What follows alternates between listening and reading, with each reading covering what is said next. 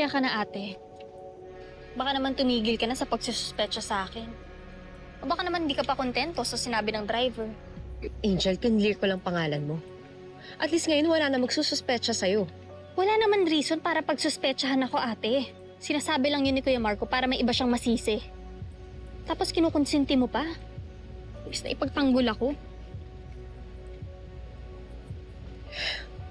I'm sorry. Lagi mong sinasabi sa akin na galit ka sa mga taong umaapi kay Papa. Hinuhusgahan siya ng hindi pinapakinggan yung side niya. Alam mo sa nangyayari ngayon? Wala kang pinagkaiba sa kanila.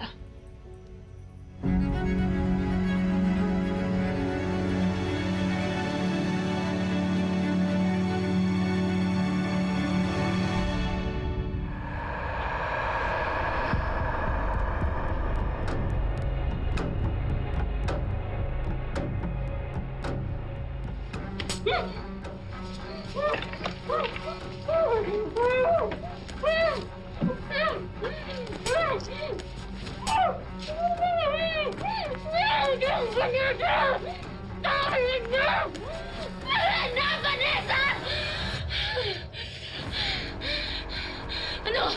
Nagulat ka? Narinig kita!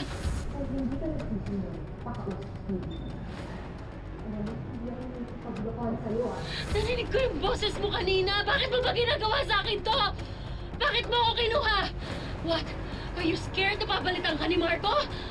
Kung mag-alala, hindi ko siya aagawin sa'yo. Just let me go! Pakawalan mo na ako, lalayuan ko kayo! Let me go, Vanessa! Let me go! Please!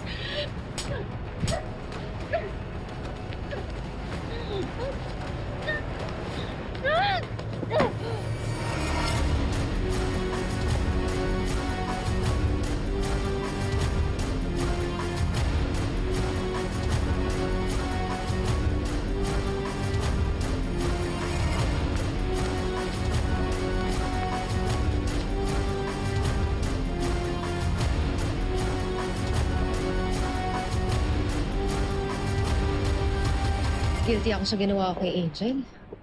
Tama siya. Kapatid ko siya, dapat pinagtatanggol ko siya. Hindi yung pinag-iisipan ko ng masama. But you have every right na pagsuspetsahan yan, Angel na yan. Hindi ba ikaw na rin nagsabi that she's been acting weird since nawawala si Trixie? Okay, nakausap ko si Detective Season. Apparently, may kliyente dati si Trixie na kumalaban sa dating big-time businessman na ngayon mayor na. Ngayon, tinitignan ng mga pulis kung konektado yun sa pagkawala ni Trixie. Hindi siyang kumidnap kay Trixie. Sounds so sure. Hindi ba na plinantahan ng totoong suspect ng cellphone ni Trixie si Marco? Eh ano naman kinalaman ng mayor na yun kay Marco? Bakit niya maiisip na si Marco ang going fall guy? Ibig sabihin, the suspect is someone nakakilala si Marco.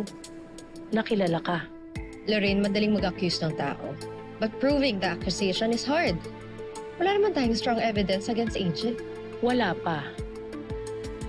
Hindi ba't lawyer tayo?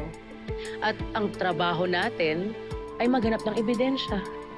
Ano ba kasing pinaplano mo? Malaking problema to. Iniisip ni Trixie na ikaw si Vanessa. Isipin niya na kung ano yung isipin niya. Tsaka wala naman siya mapagsasabihan eh. Dahil hindi na siya makakaalis sa basement na yun. Inaalala ko si ate. Ayoko na pinagsususpetsahan niya ako. Nasasaktan ako. Ano pa bang ebidensya niya sa'yo? Eh, di ba nakalusot ka naman doon sa taxi driver? Maswerte ka nga, hindi niya naalala yung itsura mo eh. Hindi pa rin ako mapalagay. Nung si Kuya Marco yung nagdududa sa akin, hindi niya ako tinitigilan. Pero si ate yun, tsaka abogado siya. Hindi niya ako titigilan hanggat hindi niya napapatunayan yung kutob niya.